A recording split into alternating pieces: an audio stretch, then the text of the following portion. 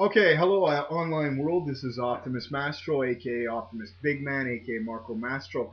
Today's going to be a little different. What I'm going to be talking about today has no backlinks. I'm not selling anything. There's no affiliate link attached to anything. I'm not here to solicit your money. What I do want to talk about today is something that is very near and dear to my heart. As most of my readers know, I maintain a blog that's called The Confessions of the 30-something Cybertronian. And what I try to portray is the reality of a young Catholic 30-something man living in today's world. I go through the same struggles everybody else does. Sex, with money, with drugs, alcohol, you name it, I've been there. And I try to order it in such a way as to apply a philosophical understanding of the gospel in relationship to what I'm actually living at this point.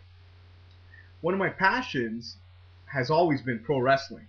As you can tell, like from a lot of my YouTube videos, I'm very animated when I speak. And when I'm very animated, it's because I'm getting excited. I'm portraying the Optimusmastro character, which is nothing more than myself, Marco Mastromonaco, with the volume kind of cranked up till 10.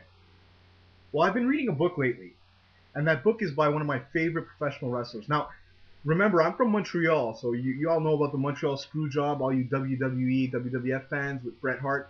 I love Bret, but I've always been a fan of HBK, Shawn Michaels, the Heartbreak Kid himself. I remember his ladder match with Razor Ramon. I remember WrestleMania 5, the Rockers versus the Twin Towers. I remember WrestleMania 12, him and Bret in the Iron Man match. I mean, HBK was the be-all, end-all for me. HBK in 2002 was actually instrumental in my conversion to the faith, because I know in 2002 when he returned to the WWE there was something different in his eyes. He didn't seem as troubled anymore, and then he later articulated it in other interviews that he had finally started living out his faith. He became what our evangelical brothers and sisters call a born-again Christian.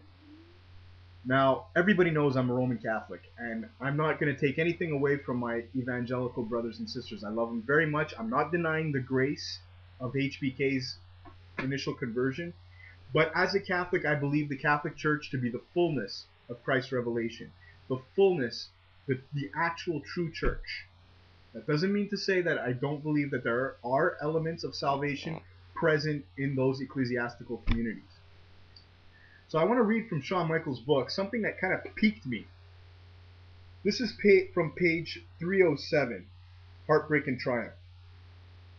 We had been going to my Catholic church for a while, but Rebecca grew increasingly dissatisfied with it. She didn't think it was true to the Bible. There was plenty of ritual and ceremony, but it didn't teach us how to apply the Bible in our daily lives. Well, Shawn, I understand you said you were Catholic growing up. I was also Catholic too. Up until a few years ago, I thought I was as Catholic as I am Italian Canadian. I couldn't say no at my baptism when I was a little baby. The reality was, though, I was secular. I didn't have that Pentecost experience, that secondary conversion that a lot of the church fathers often spoke about. What you refer to as born again in Greek actually means born from above. Shawn, to say that the Catholic Church is not true to the Bible is a pretty strong statement. And I would invite you to maybe do a little bit of more of a historical, archaeological survey on that, just for your own curiosity. The Catholic Church is what discerned the Bible. The year was 382 in the Council of Hippo, and the New Testament came into being. It was later ratified at the Council of Carthage. It's the church that produces the Bible. It doesn't fly out of the sky, all leather bound. Shawn, does the Bible have an infallible table of contents? These are all questions that I had to ask myself because I, like you, saw my evangelical brethren living their faith a lot more than my Catholic family. But now as a Catholic, I have the greatest gift of all, the Eucharist, Jesus Christ himself. So I tell you what, you challenged Undertaker at WrestleMania 26 with your career on the line. Well, I'm challenging you. I'm not denying your faith. In fact, you are my brother in Christ.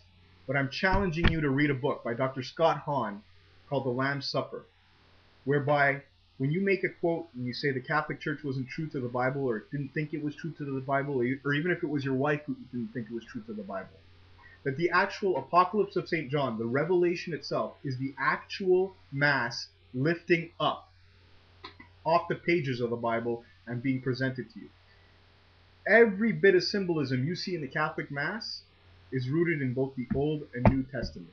It is the fulfillment. It is the crucifixion. It is the wedding feast of the Lamb, and it is the memorial supper, all in one. It is heaven on earth.